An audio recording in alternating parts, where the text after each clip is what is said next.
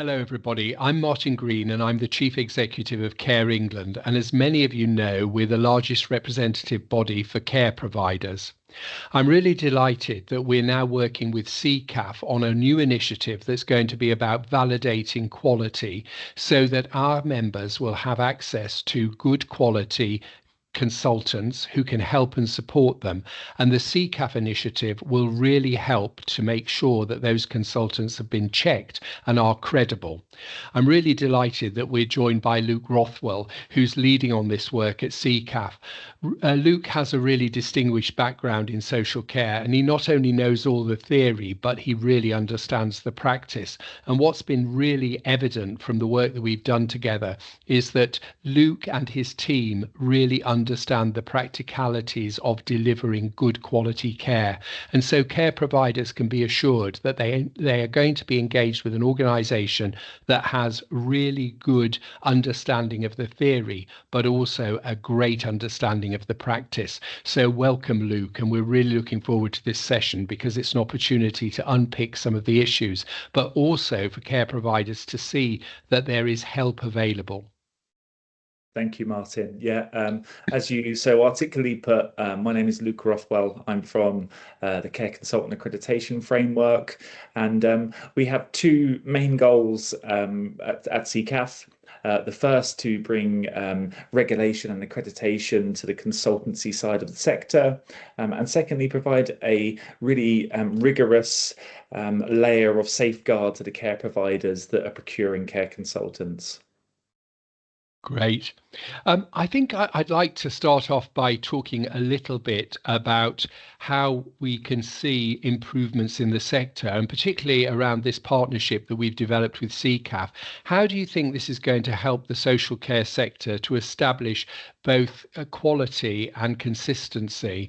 And what do you think that your consultancy work will do to enable the sector to navigate these choppy waters that we're in at the moment? Yeah, thank you, Martin. The choppy waters indeed. I think the first thing that jumps out really is that it's bringing that level of trust, that level of quality, that level of candor and clarity around that. So, for example, care providers currently are procuring care consultants and have done for many years. But not from an accredited source. So our main ethos then really is to shine a spotlight on the fantastic consultants that are out there, and to bring kind of a regulatory body approach to care consultancy, that there's accountability and code of ethics there to support the sector better. That's really good to hear. And of course, one of our biggest challenges in the sector is around CQC and the fact that there are some huge backlogs. And I don't think people at CQC realize the impact this has not only on the morale of services, but also on the commercial viability of services. So, how do you think that we can work together to make sure that care providers can be in the best position to deal with this challenging regulatory backdrop? And of course, while CQC is now clear that it wants to improve, it is going to take a long time. And of course, care providers have to sit sometimes with out-of-date ratings. You're right. It's has a huge impact on care providers being stuck in legacy ratings, all the way from being inadequate right up to outstanding providers. It's not giving a real-time stamp of what the quality is in that care provision, and it has huge impacts. This is why we developed our tool actually, which was the mock inspection peer review. And the idea of that is turning a mock inspection into a credible asset by going through a peer review process, and that gives care providers a tool then that's representative of their quality now, while waiting for a CQC reinspection. Great. I also think there is a real challenge because there have been so many consultants who popped up in the wake of the CQC problems. And I guess the challenge for any care provider is, how do you validate the competency of those people who are putting themselves forward as consultants? Can you talk a little bit about how C-CAF helps providers to really understand whether or not somebody who's going to help them has the requisite skills, qualifications and experience to deliver a good outcome for them? Absolutely. Thank you, Martin. The word consultant is such a broad brush, isn't it? But what we do know is that the care sector has very specific requirements, and not every consultant is able to help with every situation. We have specialisms, we have certain skills that allow us to help with certain situations, and we were really conscious of that when building the framework for C-CAF. So the question of how do we assure this? Our registration process is really robust. Firstly, consultants would have to go through a registration process, confirming things like their insurance status, their DBS status, their skills and experiences. The final part of that registration process is a skills assessment. So, for example, if I said that I was an expert in safeguarding, there'd be a really focused skills assessment around that, and that skill is then assured and presented to care providers to know that this consultant can help me with a mock inspection or with safeguarding or even with interim management. Well, I mean, that's great to know because that gives people real assurance that the people that they're bringing in have the credibility and the experience to deliver. And I think, often people are very, very nervous about putting quite significant amounts of money into consultancy and not being really sure that it's going to deliver for them. And this process that you're developing at C-CAF will really help that. The accreditation process, you've talked a little bit about that, but I guess there are the issues about how you check, and perhaps you'd like to go a little bit more into that, Luke, to tell us what the checks are. And also, I was delighted to hear that you're not only checking people's sort of academic background, but you're also checking them in terms of their competency to deliver. Yeah, well, the C-CAF accreditation process is extremely rigorous and it has to be. First of all, consultants have to go through a real accreditation process with their documentation, their academic history, their work history. And kind of once they've got through that process, they're able to select the skills and specialisms that they say that they have. From those skills and specialisms, then it goes through to a really robust and lengthy panel interview to assure each of those specialisms with that whole ethos of you say that you know this, so we are going to accredit it. We are going to talk to you about it. We want some evidence around that to really build that layer of assurance for the care provider. So what we want to happen then is when the care provider comes to us, onto our directory, onto our portal to find a care consultant, they're completely assured that the people they're selecting for the service they require does exactly what they say they can do. That's great. I'm really also interested in your MIPR mock inspections process, and I think that really is going to be a bit of a game changer for the sector.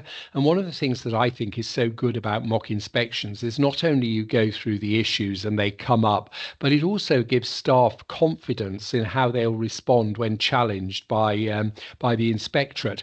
So, Luke, I really would like to hear a little bit more about the mock inspections process and particularly around the peer review elements. So once a mock inspection has been completed by an accredited consultant at C-CAF, the report firstly then is shared with the Smart Care Intel. And the idea of that is to benchmark the terminology and the methodology and the structure of the report against 100,000 different historic CQC inspection and reports. And the idea behind that is to ensure that the consultant's been consistent with the CQC's assessment and reporting. And it will allow kind of methodology review and findings after that. So after that's completed, the C-CAF panel will get a report. They'll complete a review against the same criteria. And once the report has been approved, this can be hosted then by care providers and via our website and also via their own website. And we also then plan to feed that peer review and that report through public directories like one of our partners, Autumna. That's really great to hear. And Care England's been doing some work on smart intel around how we access data sets. And I know that those are very important when you're assessing quality. So have you engaged with us on that smart intel process and how are you integrating that into the mock inspections and indeed the oversight of quality? So yeah, absolutely. How do we do that? First of all, the consultants, as they go through their accreditation process, they are quizzed, and they are rigorously checked and examined about their knowledge around CQC standards, first of all. They also have to complete a specialism then around mock inspections. And that's kind of our first stage of assurance around those CQC assessment frameworks. Going back to the MIPR, the mock inspection itself then is fed into Smart Care Intel, as we've already mentioned. And the idea behind that is that we're getting consistent assessments alongside the current trends of CQC inspections. So those 100,000 inspection reports that we already spoke about, these reports then are benchmarked against those to make sure that they're consistent for methodology, terminology, and their characteristics of reporting. That's great. Of course, the CQC has now got its new approach to inspection, and it's got a very clear vision on how inspection is going to work. And I guess it's really important that the work you're doing aligns to that. So would you like to talk to us a little bit about how you have made sure that all the work you do does align to the vision and the inspection process that CQC will be undertaking with its new inspection framework? Yeah, absolutely. It's very much an ever-changing landscape at the moment about how that inspection framework is being built and how that's going to look at the end. We're very, very close to it. We keep in touch with our associates at CQC, as well as just being very close to the sector as a whole. I know there's lots of different groups that are working with CQC about how that assessment framework should look, and we're just keeping really, really close to that. At this time. I think there's going to be a real collective benefit to the sector of having this sort of approach because the sector will start to be taking its own responsibility for quality. And I guess it'd be really interesting to hear from you, Luke, about what you think the overall collective benefit of adopting this approach will be. And I think even when CQC has got itself to a position where we could see it as a credible regulator, I think, providers taking responsibility for regulation and also doing things like mock inspections, having consultants giving oversight, that needs to be part of their continuous process of improvement. And how do you think this will work even when we've got a CQC that might be functioning to the level we would like it to function? Yeah, great points. I think there's two big things that jump out at me. There is the first thing is CQC's interest and energy for working for outside external frameworks. That was a great announcement that a lot of the sector were really appreciated, and we certainly did at C-CAF. Their interest in external frameworks and external provision. The other main part that we've really heard in our community is about making the new assessment framework easier to understand from the care provider's point of view, kind of building that characteristics back to the inspection framework that was always provided us as care providers the right information in the right format. Yeah, I mean, that's great. And I think one of the things that's really come out from this session is that care providers can take really proactive steps to make sure that their quality is delivered and that they have an external view around their own quality. That will help them to make sure that quality is absolutely riven through everything that they do. And it will also keep them very up to date on how things are developing with the regulator.